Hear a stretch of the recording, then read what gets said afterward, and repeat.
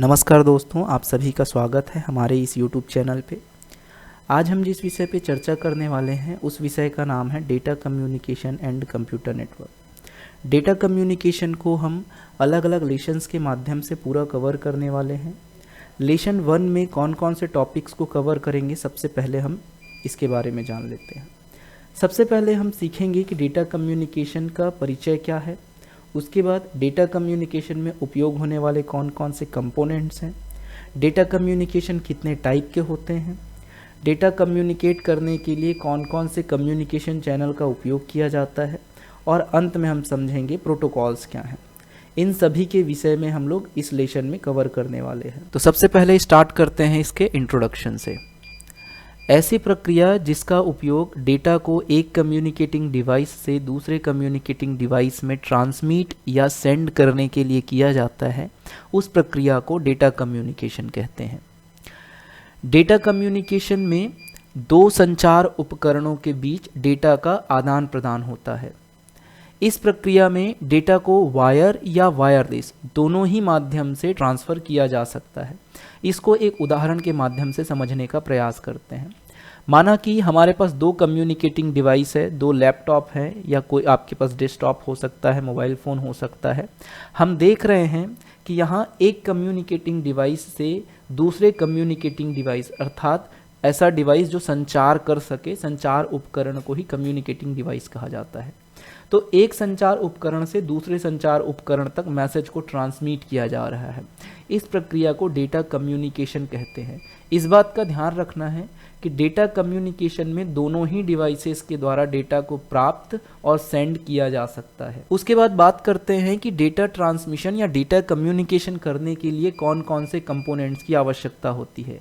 इसके लिए मुख्य रूप से 5 अलग अलग कंपोनेंट्स की आवश्यकता होती है। जैसा कि हम चित्र में देख रहे हैं, एक कम्युनिकेटिंग डिवाइस से दूसरे कम्युनिकेटिंग डिवाइस में डेटा को ट्रांसफ़र किया जा रहा है मैसेज के फॉर्म पे। तो इसमें सबसे पहला जो सेंड करने वाला है उसे सेंडर कहते हैं, तो ये पहला कंपोनेंट होता है। दूसरा जो उस मैसेज को प्राप्त कर रहा है उसे रिसीवर कहा जाता है, यह दूसरा कंपोनेंट होता है। तीसरा, सेंडर के द्वारा सेंड किए गए डेटा को मैसेज कहा जाता है, यह तीसरा कंपोनेंट है। तथा उस मैसेज को ट्रांसमिट करने के लिए जिस माध्यम का उपयोग किया जाता है उसे कम्युनिकेशन चैनल कहा जाता है। Communication channel, message, sender, receiver के अलावा 5वां कंपोनेंट होता है जिसे प्रोटोकॉल कहा जाता है। प्रोटोकॉल के माध्यम से ही कम्युनिकेशन चैनल का उपयोग करके मैसेज को एक स्थान से दूसरे स्थान पर ट्रांसमिट किया जाता है।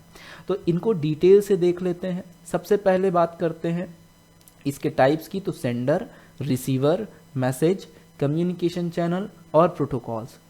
सेंडर क्या है? वह डिवाइस जो डेटा को भेजने का कार्य करता है उसे सेंडर कहा जाता है। हम देख पा रहे थे कि चित्र में जिस डिवाइस के माध्यम से डेटा या मैसेज को भेजा जा रहा है उस डिवाइस को ही सेंडर कहा जाता है। भेजे गए इस मैसेज को जिस डिवाइस के द्वारा या जिस उपकरण के द्वारा प्राप्त किया जाता है उस उपकरण को रिसीवर या प्राप्तकर्ता कहते हैं। सेंडर के द्वारा भेजे गए मैसेज जिसे रिसीवर के द्वारा प्राप्त किया जाता है उस डेटा को ही मैसेज कहा जाता है। इस मैसेज में image, audio, video, text, number इत्यादि हो सकते हैं। जैसे हम किसी को मैसेज भेज रहे हों, हम किसी को वीडियो या फिर ऑडियो भेजते हैं व्हाट्सएप, टेलीग्राम इत्यादि के माध्यम से, ये सभी मैसेज की श्रेणी में आते हैं। मैसेज को एक स्थान से दूसरे स्थान पर भेजने के लिए या सेंडर से रिसीवर तक पहुंचाने के लिए हम जिस माध्यम का उपयोग करते हैं उस माध्यम को ही कम्युनिकेशन चैनल कहा जाता है। कम्युनिकेशन चैनल मुख्य रूप से 2 प्रकार के होते हैं, गाइडेड या अनगाइडेड। इसे हम वायर्ड या वायरलेस के नाम से भी जानते हैं, जिसे आगे आने वाले वीडियोस में हम कवर करने वाले हैं। इसके बाद आता है प्रोटोकॉल। प्रोटोकॉल क्या होता है? तो ये नियमों का समूह होता है। डेटा को एक स्थान से दूसरे स्थान तक ट्रांसमिट करने के लिए हमने माध्यम का उपयोग तो किया, किंतु उस माध्यम से डेटा को एक स्थान से दूसरे स्थान पर तभी ट्रांसमिट किया जा सकता है जब वो कुछ नियमों का पालन करे। तो नियमों के ऐसे ही समूह को प्रोटोकॉल कहा जाता है। इसके द्वारा डेटा ट्रांसमिशन को नियंत्रित किया जाता है। ये हुए कंपोनेंट्स। तो याद रखेंगे 5 कंपोनेंट्स हैं इसके, sender, receiver, message, communication channel और प्रोटोकॉल्स। इनमें से किसी भी एक की कमी में डेटा कम्युनिकेशन संभव नहीं है। इसके बाद हम बात करते हैं टाइप्स ऑफ कम्युनिकेशन की। डेटा कम्युनिकेशन के टाइप्स को हम ट्रांसमिशन मोड्स के नाम से भी जानते हैं। ये मुख्य रूप से 3 प्रकार के होते हैं। पहला होता है सिंप्लेक्स, दूसरा होता है हाफ डुप्लेक्स और तीसरा होता है फुल डुप्लेक्स। इनके विषय में भी एक एक करके चर्चा कर लेते हैं। सबसे पहला है सिंप्लेक्स। सिंप्लेक्स कम्युनिकेशन को यूनिडायरेक्शनल या वन वे कम्युनिकेशन के नाम से भी जाना जाता है। इसमें डेटा का ट्रांसमिशन केवल एक ही दिशा में होता है। ट्रांसमिशन मोड का अर्थ होता है डेटा ट्रांसमिशन की दिशा को निर्धारित करना। सिंप्लेक्स में डेटा केवल एक ही दिशा में ट्रांसमिट होता है, दूसरे दिशा से डेटा का ट्रांसमिशन संभव नहीं है। अर्थात सेंडर के द्वारा डेटा सेंड किया जा सकता है, रिसीवर के द्वारा रिसीव किया जाएगा, लेकिन रिसीवर के द्वारा किसी भी तरीके से डेटा को वापस से सेंड नहीं किया जा सकता। उदाहरण के लिए हमारा कंप्यूटर और प्रिंटर। कंप्यूटर से प्रिंटर को डेटा सेंड किया जाता है, किंतु प्रिंटर से वापस कंप्यूटर में डेटा को ट्रांसमिट नहीं किया जा सकता। तो कंप्यूटर और प्रिंटर, कीबोर्ड और प्रोसेसिंग यूनिट, ये भी उदाहरण हो सकते हैं। तो ऐसे बहुत सारे उदाहरण हैं जिनको सिंप्लेक्स मोड या फिर सिंप्लेक्स डेटा कम्युनिकेशन की श्रेणी में रख सकते हैं। दूसरा होता है हाफ डुप्लेक्स।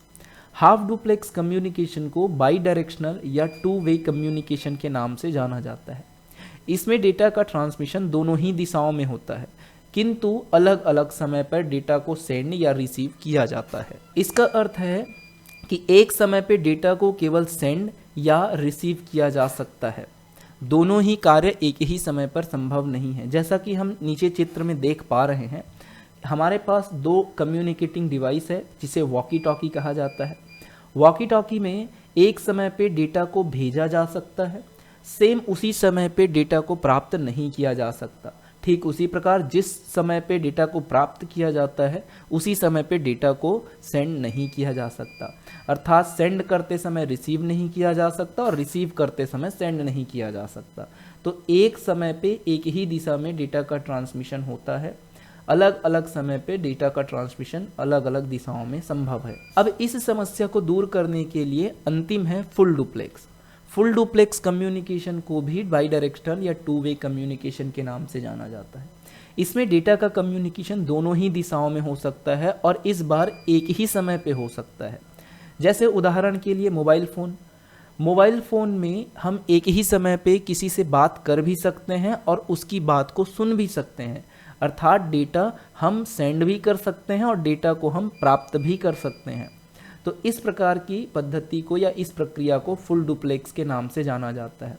तो आज हमने सीखा कि डेटा कम्युनिकेशन क्या है, उसके कितने कंपोनेंट्स होते हैं और डेटा कम्युनिकेशन के कौन कौन से टाइप्स हैं। अगले लेक्चर में हम सीखेंगे कि कम्युनिकेशन चैनल कौन कौन से हैं और प्रोटोकॉल्स हैं। आज के लिए इतना ही। धन्यवाद। आपका दिन शुभ हो।